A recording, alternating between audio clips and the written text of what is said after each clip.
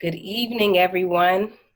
I'm imagining that folks are kind of coming into the live chat now, but I won't wait. We'll just jump right into it. I'm excited for the conversation that we're going to have today. This is our weekly virtual town hall. It's a space that we come for political education, the type of political education that we can't always engage in all the time at our actions and events on the ground. And so we create this space to be able to expound on conversations that we don't always have a chance to have in person. So as folks are coming in more and more to the chat, I just want to give a quick welcome to everyone. The topic of this conversation will be arts as radical resistance, the power of the arts to transform societies, to transform perspectives, to move people in a way that we understand that data and stats can't do in the same exact way.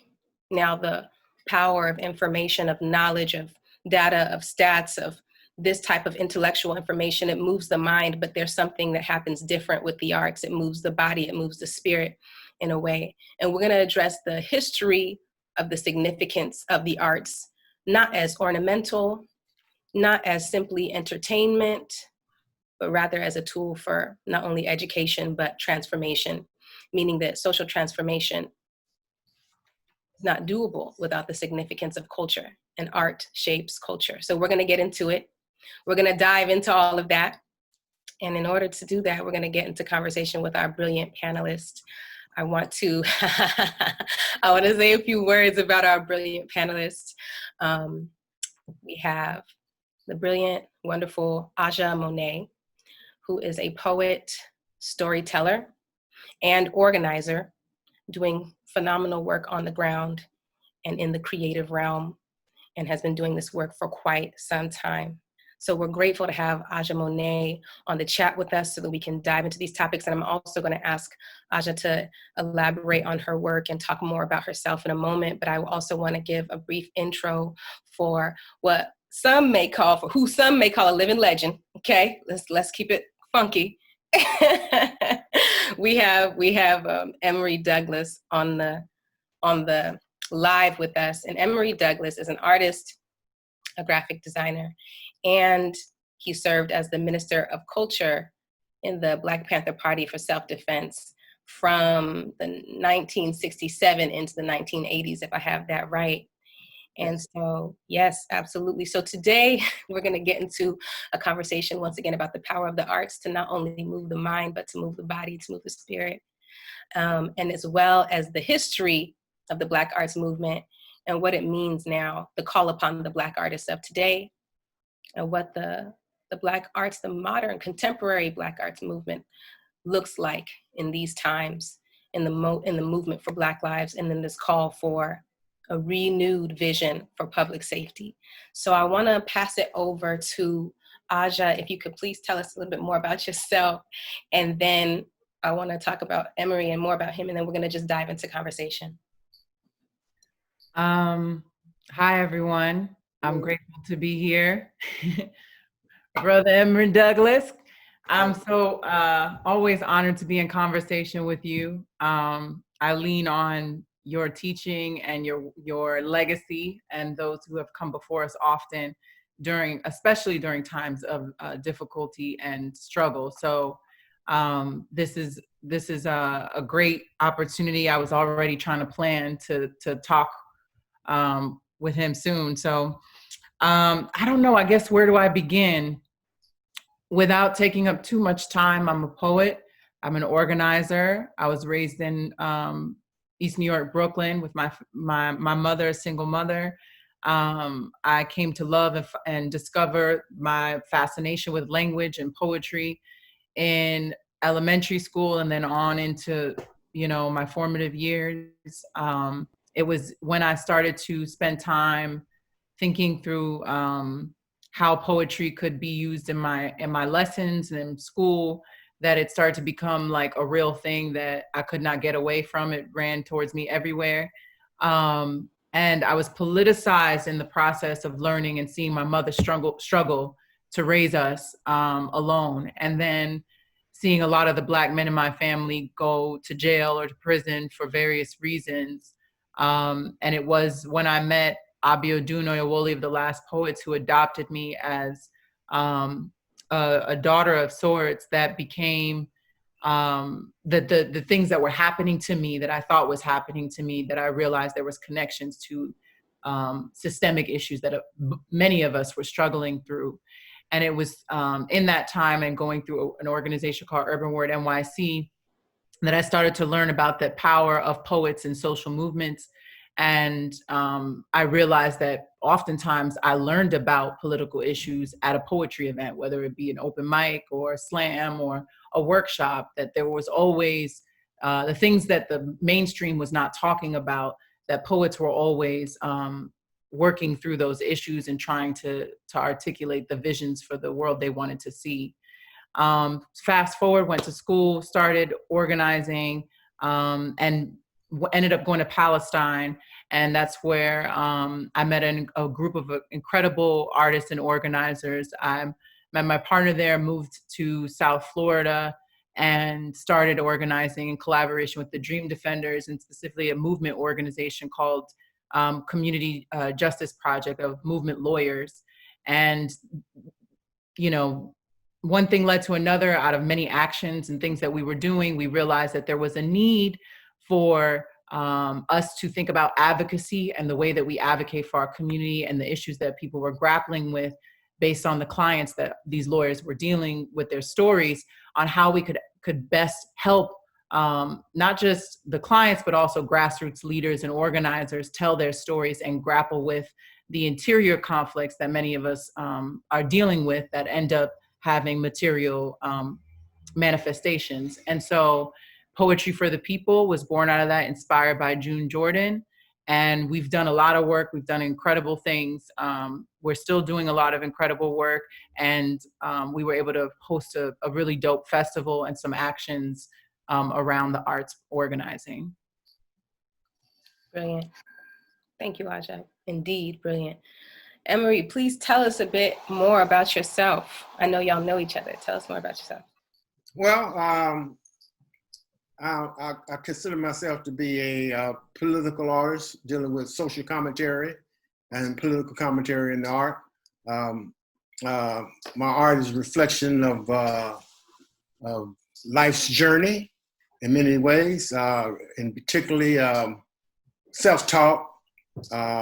Became conscious and aware of doing political art and social justice art when I became involved with the Black Arts Movement and transitioned into the Black Panther Party. At that point, I had limited abilities as an artist, but when I went to junior college and began to develop my skills, those and my training, the style that I used was not commercial enough, so I had to shift around to that. But when I got into the Black Panther Party, I fell back on what I could do best, the styles that I use. And that's what I developed over a period of time in the early phases of my transitioning into political art. The art that I did was a reflection of the politics of the Black Panther Party then. It was an interpretation of the struggle, a visual interpretation of it in many ways.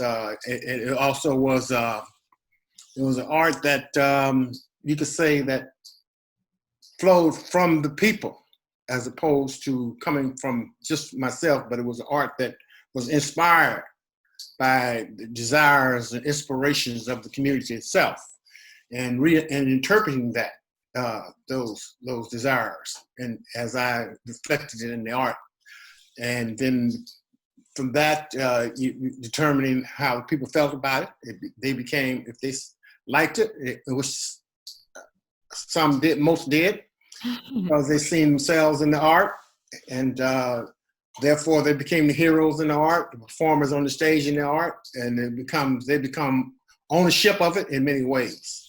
And so that means it's become something that's bigger than just yourself in the context. It's not a me art, but a we art, a reflection in that context. And so that's the earlier phase of the work. First doing the pig drawing, the caricature drawings that became to define the oppressor and those who were being victimized by the symbol that began to transcend just the Black Panther Party and the African American community, and became one that went beyond boundaries of the United States and became a larger than life symbol for others in relationship to being a symbol of oppression. And also the art not being one that was then a part of a museum or a gallery, but was posted on the streets, on the walls of the community. Therefore, those who could not afford or weren't even considering thinking about going to galleries, what have you, could, on their way to work, back and forth, because that community became the gallery for the work as they traveled from point A to point B in that context. And so that was the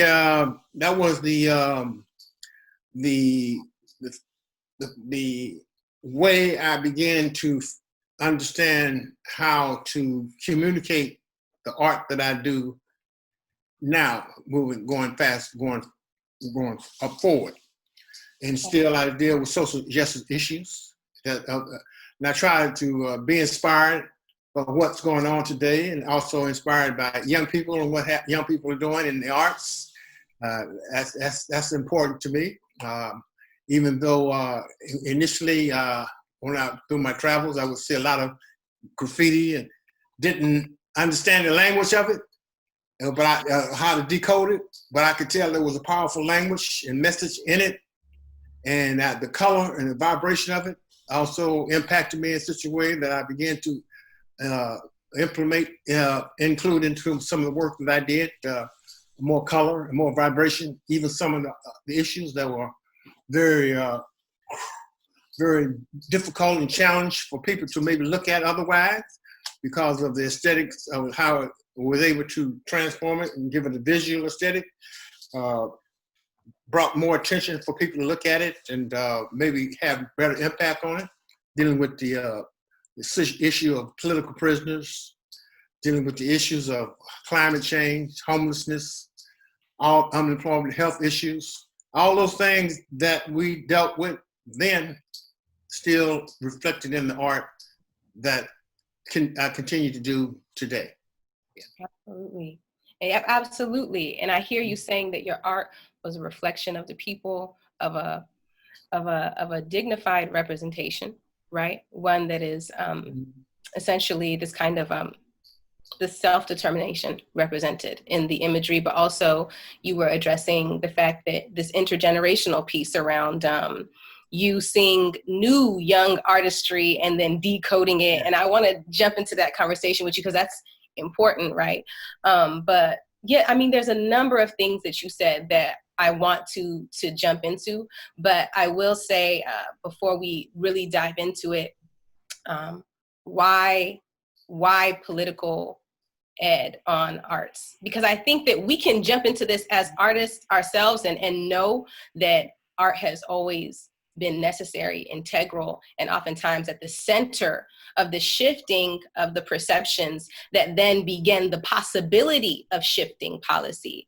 So art affecting culture, culture affecting policy. But not everybody on this live chat absolutely knows that and might be like, well, what exactly is arts political education, and is art political, or is art for entertainment?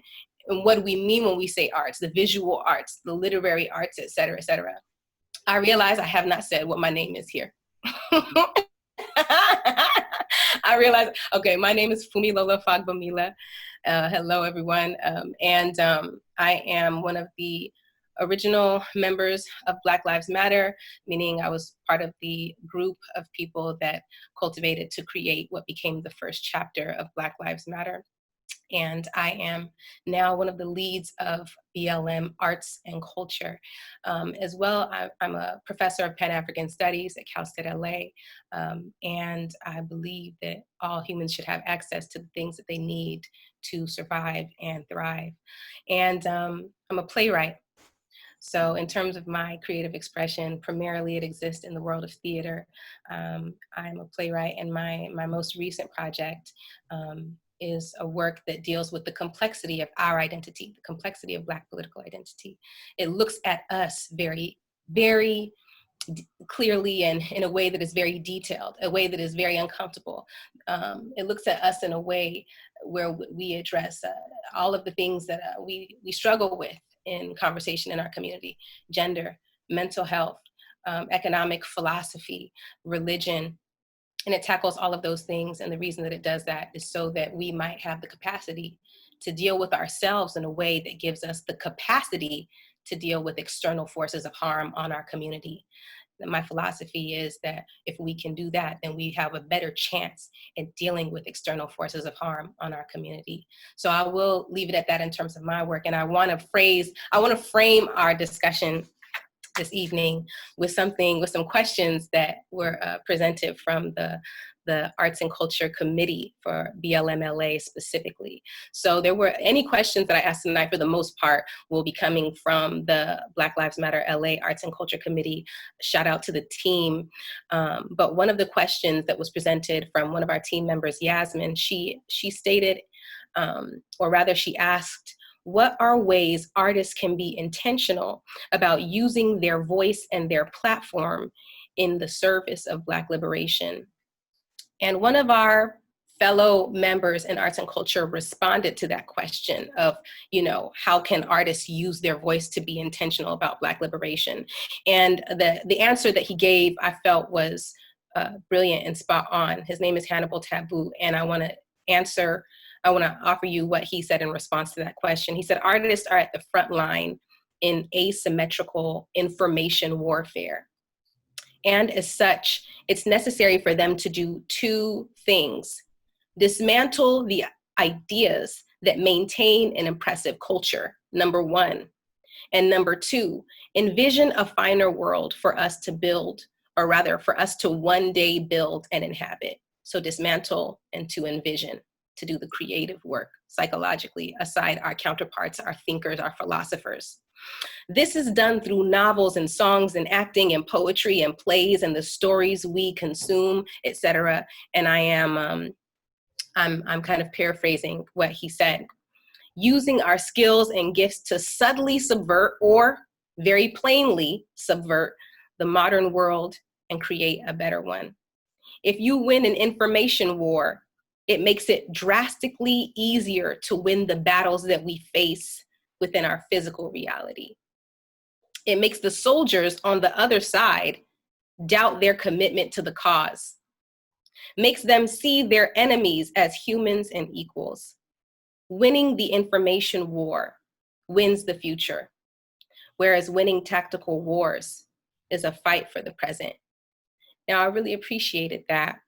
I appreciated that in the breakdown of what it means, how arts are essentially the weaponry that we use, for lack of a better term, in this information war, in a mass movement historically of misinformation, so that the people do not know their history, and so that the people do not know their power, so that they do not feel emboldened, compelled, or strong enough to rise up and to demand something which we have never seen, right? And so I want to ask you all a question in that vein of thought, in terms of information and the way in which artistry and artists inform the information that goes out that we consume, which informs culture. Please talk to us about any specific challenges you may have faced given the information war, or cultural, or how you can say the kind of culture wars, psychological warfare of this time and past. So any challenges you may have faced and how you have overcome those challenges. And maybe I imagine, Emory, you can speak to how you overcame some of those challenges back during the times of the Black Panther Party, and Aja, maybe more contemporary times or in times past for you. Artists have to sift through the muck of misinformation in order to attempt to offer something new to a people, something maybe challenging. And so how do we do that, or what are the challenges that you faced in that? Aja, you wanna get us rolling with that one? I had a question because you also asked a question that Yasmin shared. So I want to get back to that real quick. What was that question? Yes, so Yasmin Monet Watkins asked the question, what are ways artists can be intentional about using their voice and their platform in the service of Black liberation? Okay. Thank you, Yasmin, for that question. Yes, thank you, Yasmin. And thank you for including me. So, you know, the difference, I think this is a place where, Emory, we could talk a little bit about mediums and the ways that different mediums of art, I think, exercise different aspects of our realized and imagined selves. And I think it's important to note that because art has been commodified in Western culture in a way that divorces it from its spiritual practice and its function and urgency in terms of the day-to-day life of our existence and communal living. And so a big part of what we see in the workshop, and the reason why we continually bring up the workshop space, is to lift up that it is a laboring process, right? And that those of us who deal with trying to really humble the elitist bourgeois narrative around art being this thing that's impossible and it's only for a select few of people who are gifted and reach in and tap into a specific sort of form or aesthetic, and you know, are trained in a specific way, that it divorces people from the very function and vibration of what art can do in practice. And I think what I try to do, and one of the biggest things I hope to encourage artists to do, is to be practicing creating art together. That art and the practice of creation and workshop is a big part of our liberation tools. That it's not so much about the product of creating a piece of art or a poem or a song, but it's that in community, when we create art together, that there is a decolonial process that we participate in that gets us to the sort of radical love that we can share, that allows us to imagine the world that we want to see, right? It helps us practice that beloved community that we talk about. So one of the things I've seen in work that we've done with Poetry for the People, and how June Jordan was trying to bring poetry workshops to the community, is that art, yes, is something that we need to get our skill sets and get better at practicing our skill sets and harnessing our skill sets, but that also we have to democratize the people's relationship to art, and make it so that everyone sees their practice in life in some way, shape, or form as a creative practice. So the way that you love is an art. The way that you do your hair is an art. The way that you strategize, the way that you plan a meeting is an art, right? That there is a way that we start to reframe this idea that somehow artists are this privileged, separate people from society that have some, you know, inner thing that nobody else is capable of. I do think that artists have the capacity to listen and to go inward in the interior world that often we're distracted from. And it's because they have a sensitivity and they tap into that sensitivity to mobilize the spirit, to mobilize one's sense of connection to others, right? To something greater than themselves. And so that's where the muse or this narrative of some great inspiration in spirit comes around, and then they create out of that. And so to answer the question about what are ways that artists can be intentional, I think a big part of it is you can't force something that you're not authentically going through. So most artists have to be in a process of that interior struggle of understanding who are we, why are we here, what is our purpose, who's with us, who's against us. All those questions are questions that artists grapple with in their specific medium, but their medium is determined by the function and the urgency of needing to create. That need to create will, I believe, illustrate what your actual gifts are. So when you find yourself in a situation where you're frustrated and you don't really know how to express yourself, doing something that is creative helps you start to find the language, helps you start to understand whether that, and that's where we hear Alice Walker talk In Search of Our Mother's Gardens and reproductive labor and learning about the household and the ways that women swept, the ways that women quilted, the ways that women raised their babies, that all these things were in fact craft making skills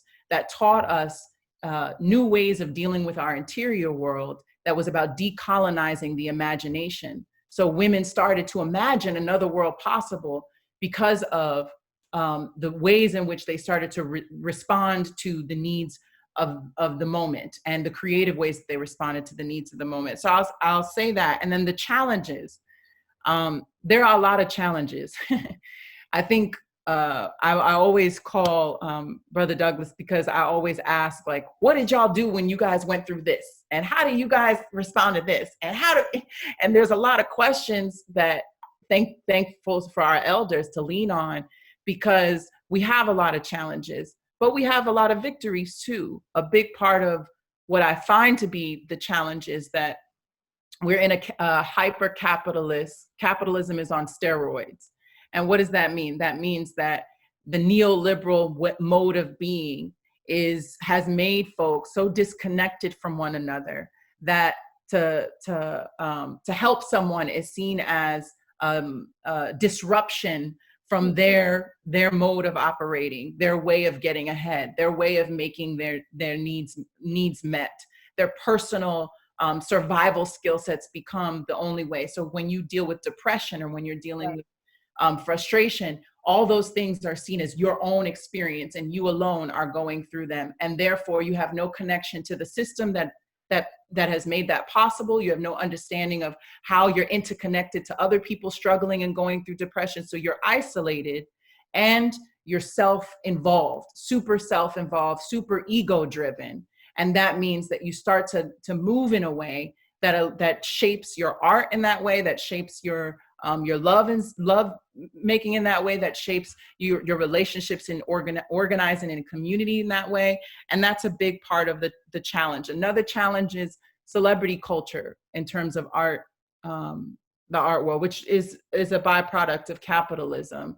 The fact that there's this elitism that then makes it so that certain artists have a air about them, that they believe that they're unapproachable, that they know they're all knowing and all seeing, and that they have nothing to learn from the people who are in labor, working day to day to actually meet their immediate needs. And so I think these are some of the things that we struggle with. We're starting to see a shift because uprisings are necessary, organizing is necessary. And the day-to-day organizing that some of us get burned out from, or feel like we don't have any way out, that sometimes we feel like there's nothing possible, that day-to-day organizing, the power of it, the impact of it is revealed in these moments of uprisings, because we start to see that those little small moments lead to the larger shifting of a culture. Mm. Absolutely. You mentioned something really interesting about the way that we have been misinformed, trained, and socialized to believe that if we are engaging in a collectivity, in a community effort to ensure that the next person next to us or within our community as well is okay, that in some way, shape, or form, that it processes to us now for a lot of people, and I would argue specifically a lot of young folks, that we're being trained to feel like that is taking away from our own ability to tend and care for ourselves and our own self-sufficiency.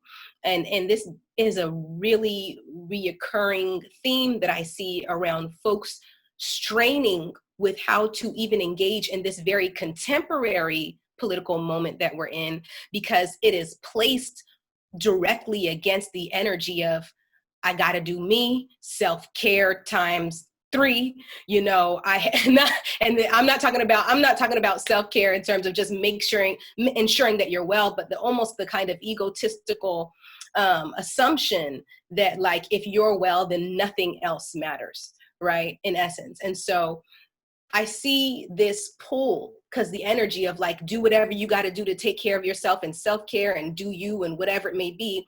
And this call from the community for everybody to come together and do what we have to do as a collective, and these two things fighting with each other, and then folks trying to figure out how to balance that. It's not a fight though. Like, Emory, you could talk about this, because I think when you came to Miami and we were talking in the Maroon Poetry Festival, one of the things that you and Sonia Sanchez shared that was actually really powerful was that there is an evolution that we are benefiting from, that you guys struggled with, that our generation is now starting to process, which is that dichotomy between patriarchy and the way that patriarchy shows up in our movements, and how the I and the we was seen as this separate thing, that somehow the I is over there, and that they're actually in fighting, but they're not. They're actually interconnected. And I think there were a lot of feminists, radical feminists, Black feminists, who made the case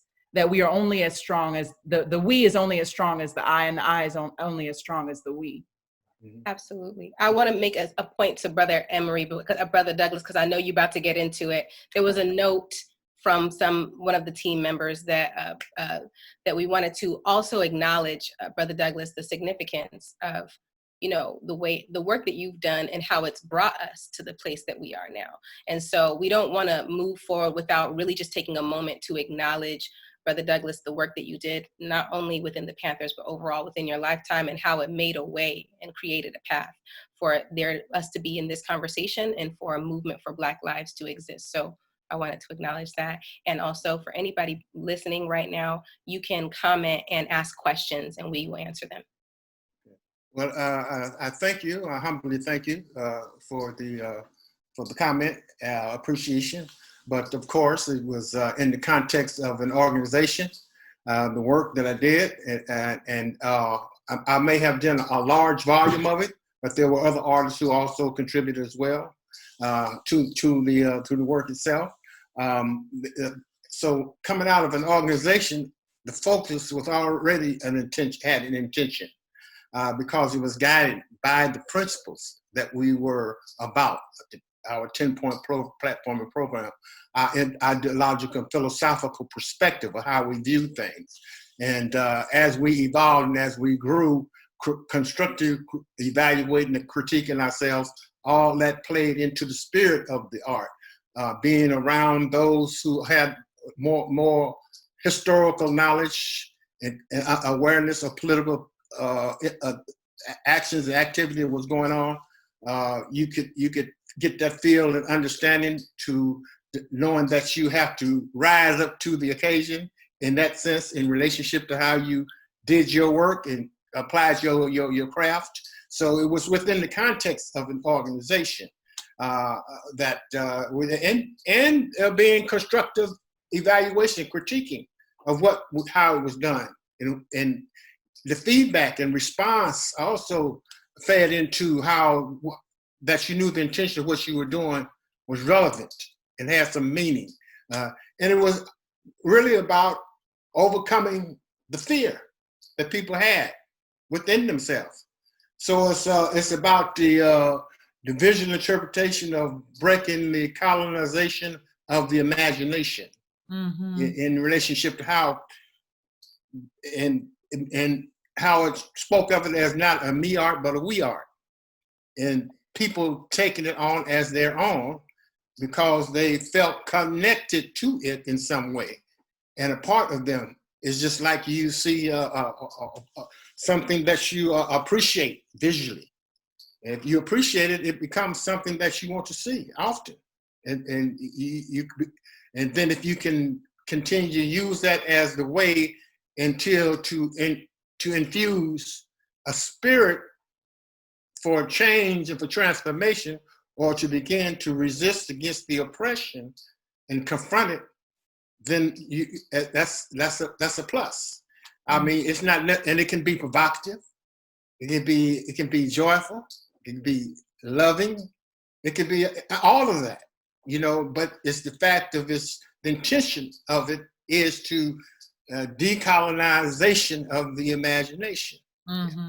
Yeah. Absolutely. And I mean, both of you have driven home this point about specifically the decolonization of the imagination. And what the power of a story is and artistry is. And I know that I continue to repeat that point, but I consider to myself the way that I can watch somebody, you know, list that maybe they'll simply read some data about any particular thing, whether it be police killings, whether it be whether it be maltreatment in our educational systems and our healthcare systems of Black people, whatever it may be, but then whether it be the story of the Central Park Five, but then they consume a story, they watch a film, they watch When They See Us, and something different happens because they knew the story, but then they see it in a different particular way. They hear the story in a different way. They didn't just they didn't just know it intellectually. They understand it on a whole different, a spiritual, one might argue, body level. And it does something different to make a people move. And so this is what we mean when we talk about the capacity to not only the decolonization of the imagination, but the ability to encourage a people to move outside of their minds in a way that their minds might even be limiting because again, the minds have been imposed upon, if that makes sense. Mm-hmm. And so absolutely, I want to ask you both, which artists, who has inspired you? Which artists have inspired you, have influenced you in the work that you do? Well, coming out of the movement, I was a kid when I grew up. My mother was legally blind. She could see something, but she was legally blind. So I used to go to my auntie's house and stay with her quite a bit. And she would get these calendars every year of this Black art. And I was all at that. I didn't know who it was until I got into the Black arts movement. And that was Charles White. He used every year, there used to be a calendar. And every year it would be a new calendar from this Black insurance company that she used to get a calendar every year. And that was Charles White. But in the context of the art that I did on an ongoing, I was inspired by the political art that came out of Cuba, OSFAR, Organization for Solidarity with People for Africa, Asia, and Latin America, tricontinental posters. They even remixed some of the work that I did back then. A lot of people thought I was copying them when it was a mutual thing in that context. The work that I seen from the African liberation movements in Mozambique and Angola in their struggles and resistance. Because we used to get all that kind of material used to come to us, posters and what have you. The Palestinian struggle, resistance, all that played into the work and as a kid. And there was a brother who used to live downstairs from me. His name was Charles Bible.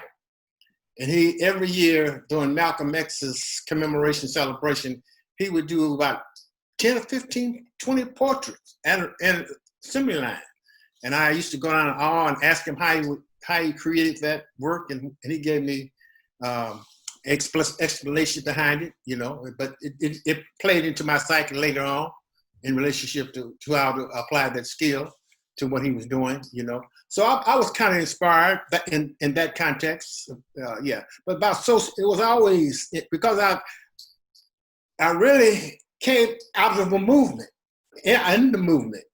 And that's where I began to do my art. And and I was using it for a cause, for a reason. And I was honored to be able to make that contribution. And once you honor, and then you hear all that language and all that discussion, then we're invited to Cuba, when we are invited to Vietnam, and when we're and to Japan, and you know, Africa and Asia, and we interconnected with and holding forums with different liberation movements and what have you. All that inspires the art that you do, that I was doing, you know, yeah. And it's also goes into the same on a local level, in the community, how they relate to that, you know, how they, I mean, it's almost like it's an art form that they think they can do themselves. So they like it because it's something that they can see in their conscience that they can gravitate to, and they can possibly do it for themselves as well. And like you mentioned before, earlier in your kind of original marks, the accessibility of it. Because you also mentioned like the importance of art that is accessible, tangible, like Absolutely. Close to the people, not tucked away somewhere And accessibility, and we always printed in the hundreds or thousands, because our newspaper at the height of was 400,000 readership. So that means that you had people possibly looking at it everywhere. So it was accessible. I think that art is, so it's interesting that you said that about visual art is very different than poetry for me, because in that way, because the power of poetry is not in the numbers and how many people you reach in terms of visibility. It's not so much about visibility. Yeah, it's actually, this is what goes back to, I think, me bringing up the importance of workshop and why that is such a radical place for ideas to be exchanged, because it is a space where a lot of Black poets that inspired me, like a June Jordan, like a Gwendolyn Brooks, like a Quincy Troop, Carolyn Rogers, Jane Cortez, the list goes on. A lot of them, when the height of an MFA program was being created, workshops, quote unquote, of the empire, to get writers to focus on the I, there were poets who were gathering their Black people in their homes and doing workshops together and sitting through the ideas and the challenges of the day, and really thinking about what is our political mantra, who is our political home, who are we fighting for, who are we speaking to, what is the new Black aesthetic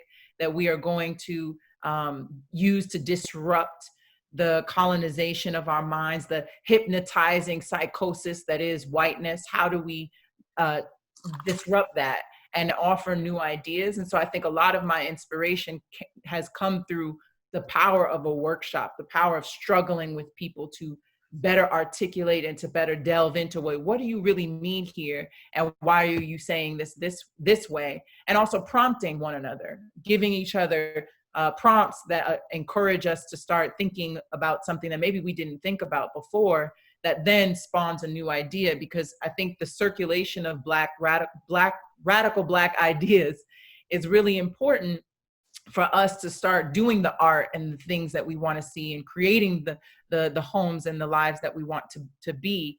Because when an idea lands, it reconfigures wherever it lands, so it's also about the proliferation of ideas. And I think, Brother Douglas, you didn't talk about this a little, but there was also, in addition to the visual art, there was all the information that was in the newspapers that you guys were putting out, and the way that you guys were using language that actually spoke to the immediate needs of the people. And so I think our writers and the folks who grapple with language, a language that is not ours, not our mother tongue, is a big part of, it has to happen in conversation. It has to happen in relationship with one another, that we start to find those things. So I think those are big inspirations too, is being in struggle with one another, not always in agreement, but finding radical discourse, real good discourse that allows us to, I think we don't see that enough now. People having healthy ways of disagreeing with one another, not about personalities and how one looks or how one says something, but about ideas, fundamentally about our ideological frameworks. Yes. Yes, and art offers us a space to dive into that in a very particular way, that we do in literature, that we do in poetry, just like you said, to engage those ideological contentions that are urgent, and that we do in spaces like this. When we think of the town halls of the past and the types of themes that we've engaged, I'm talking the uncomfortable conversations that will actually call us higher.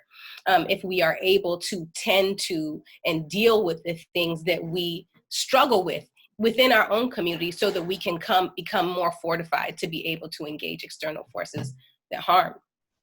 Somebody asked a question, I believe, in the chat about the gatekeepers of I think maybe it said the gatekeepers of the art world. And that's an interestingly broad, like whoever asked that question, I absolutely feel you, but I'm like, the gatekeepers of the art world.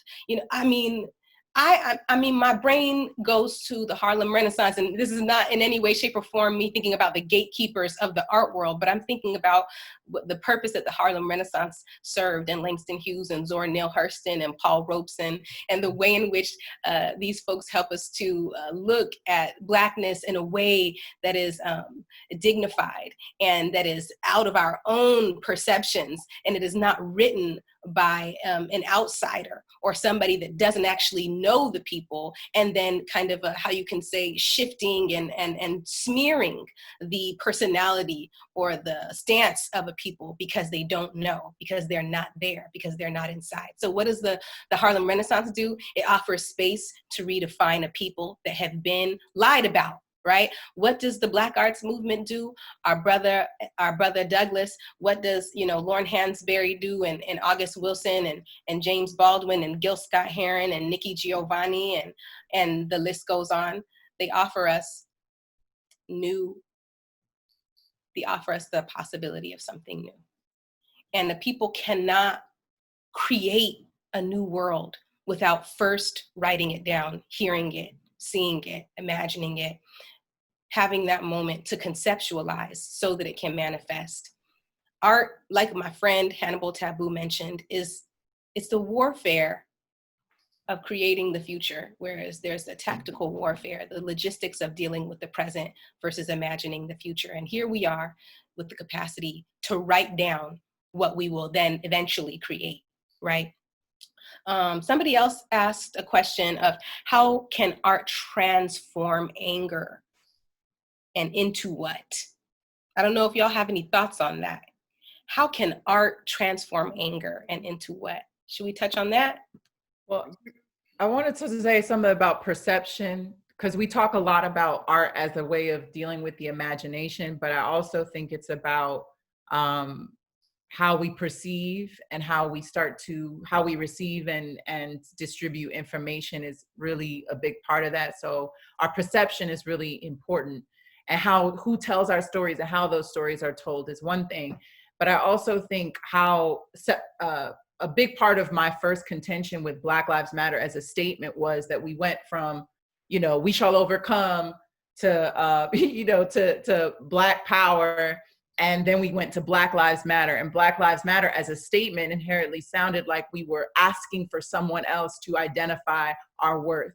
And that is really important for us to understand as a generation, as we reflect on this time and where we are and the place of insecurity that's deep in the Black community because of the lack of historical context for who we are, and not in some foo-foo like, coming to America type exotic romanticization, Black is king, Beyonce, like romantic notion of Blackness, right?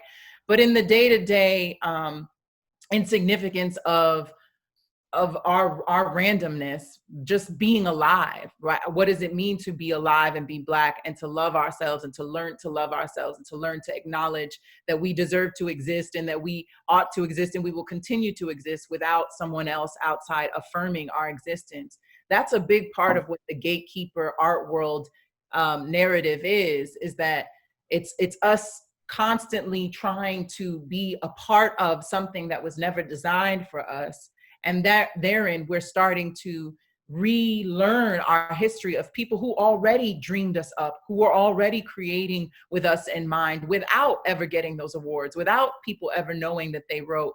Think about Juneteenth. There's so many white folks who never knew Juneteenth existed, but as a little girl, I grew up very aware of Juneteenth from the time I was very young, because there was a Harlem Book Festival that was called Juneteenth, and we always went and we always supported one another. So there has been an other America that we have existed in that has been very real, very vibrant, very full of culture, love, and acknowledgement.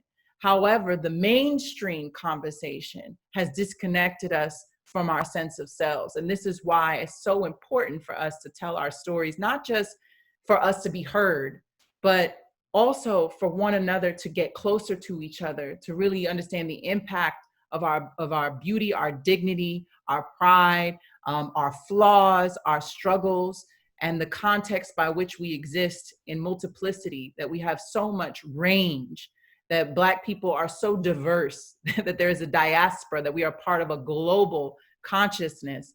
And we have to be connected to people across the globe, not just limited to our worldview and how we're treated here in the West, America worldview, capitalist neoliberal worldview, that there are ways that we live and we have lived that has been and exists in love. So yes, we talk about the future and imagining, but there's so much to our history and so much to our day-to-day lives that we still have not affirmed and acknowledged. And I think that that's the work of the artist, but it's the work of all of us to find out who we are and why we're here together.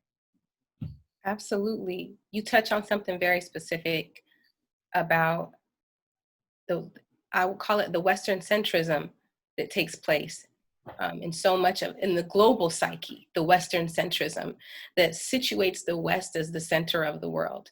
And I consider, as Black people that are talking about liberation for all Black people and not just liberation for Black people in the United States, and we understand the very specific issue that that within this movement we're addressing as it pertains to public health, as it pertains to defunding police, and all of the very necessary contemporary demands.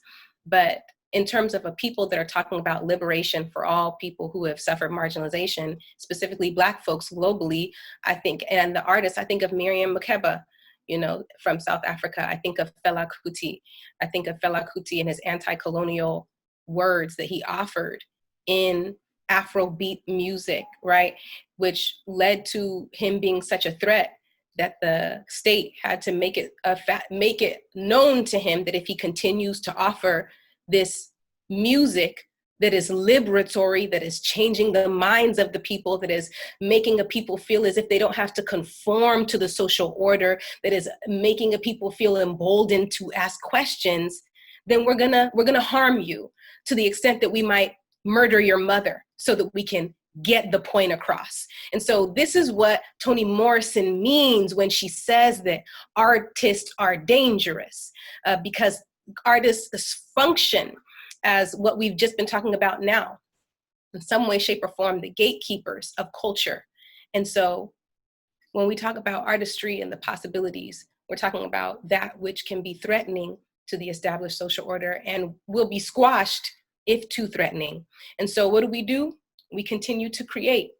We continue to create, and the more of us that create, they can't get us all. Okay. Brother Douglas, did you want to speak on something? We have like approximately 2 minutes and I didn't realize our time was going so fast. I want to make sure that we see how they're feeling about going a little longer. Do you all mind? I know what you think about, Brother Douglas, about the Black rage question, because the Black rage. Yeah, well, I think the Black rage, I think that art is something as a tool to help overcome that internal Black rage. It can set in motion the persons and give them an opportunity to evaluate themselves, for themselves, to understand what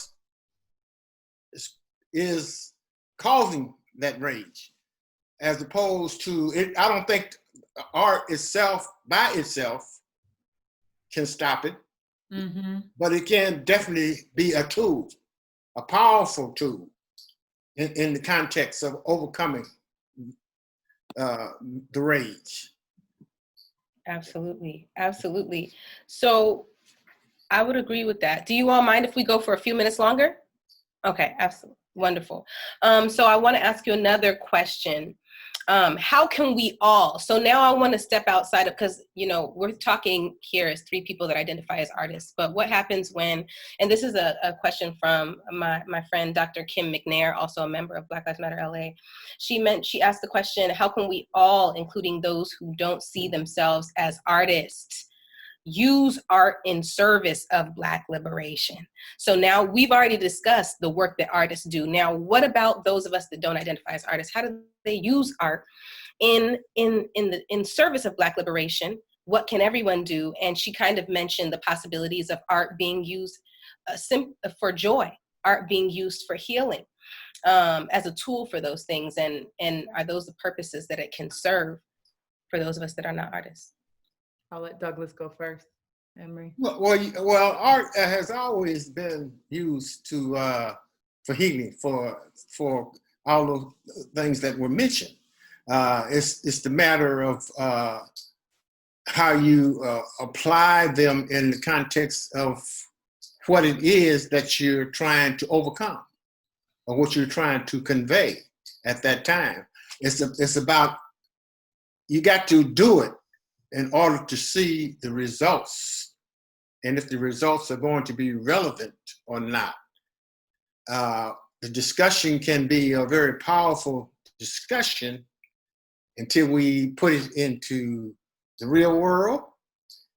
And then we can come back and sum up the limitations or the shortcomings and improve on how we can come up with a way of healing that's relevant. And it's the practice, going the discussions, the practice, overcoming the obstacles in the real world, because we can have this brilliant ideal in our mind until we begin to put it in the real world, and we run into all kind of chaos because we're dealing with human nature. We're dealing with human nature, and that's very broad, and the pendulum is always swinging back and forth. So we learn from that experience to be able to come back and to improve on that in a higher level in the way that we present love, compassion, understanding, wholesomeness, I would say and overcoming the obstacles. democratizing the art means just what he's saying, which is we have to, I think, to answer the question about people who might not consider themselves artists, is that we have to find a way, I believe, for us to engage in the practice of art together. That there is that allowing someone to sit and write a poem together, or someone to paint, or someone to collage, or someone to dance, that all of us, we all have art in our lives. Wasn't nobody sitting in COVID not experiencing no art. Like, you was either reading a book, you was watching a TV show, you were, dancing to a song in the morning, you was meditating on some sound or something. Art is in some way, shape, or form a part of our lives and our day-to-day experiences for healing, for understanding, for connectivity, etc. I think the difference is that when we move it from a place of isolation and feeling alone to then doing it together. So a big part of what I think happens in this moment is because of celebrity culture, that we are forced to feel like, well, if I can't sing like Whitney Houston, I'm not gonna sing. Well, if I can't dance like Fatima Robinson, I'm not gonna dance. Well, if I can't paint like Ramir Bearden, I'm not gonna paint. But the reality is that all of us have the capacity to create. All of us have the capacity to imagine. All of us have the capacity to share. And it's important for us, even artists who are elevated on platforms, to democratize the practice of creating art, to make it so that others can engage in that practice with you, and that you don't make it so that anytime you do your poem or your song or your whatever, that you're too good to do it with other people. You're too good to be a part of the jam session. You're too good to be a part of the workshop. You're too good. Those notions of creating art has to change. And art being this thing you do in isolation in a room by yourself on some residency in a tree with trees somewhere has to be transformed to how do we bring art to the community centers? How do we bring art into the schools, humanities programs back into the schools? How does public art become a part of our everyday lives? How do we commission artists to make the signs on the streets and to do the painting on the sidewalks? How do we get art to be a part of everyday life so that it's not this isolated thing that only certain people can participate in and do? I think that's when we've really, erased that dichotomy of I'm an artist and you're not an artist. And there are people, don't get me wrong, who study and spend years, just like a surgeon studies and spends years on their crafts. And I do think that we should acknowledge that some people are gifted. It's their purpose, it's their calling, for sure. However, we all have a calling to breathe and live. And so long as you live it, you have something to create and something to offer. So do it beautifully, do it artfully, and do it with the vibration of those who came before you, their ancestors, and the legacy that that's the greatness. That's the Black excellence. Not like, how can I stun on you and show you how much I got, but how can I bring and democratize this craft to one another? Yes, yes, I agree. I have to ask you both, can you tell me what your most rewarding experience has been? Maybe you can't think of one singularly, but maybe the first one that comes to mind, your most rewarding experience as an artist that has committed yourself to the liberation of Black people. Well, the most rewarding experience is how people had taken on as their own, looked at the art as a part of themselves in many ways. I found it to be most rewarding, and two examples that you do have people who have been inspired to interpret and sketch it out themselves, some of the images that they felt strongly about. I have had artists and others who've done murals of the work itself. All those things. That's means that it's beyond just yourself. It's bigger than yourself. Absolutely. Yeah. Absolutely.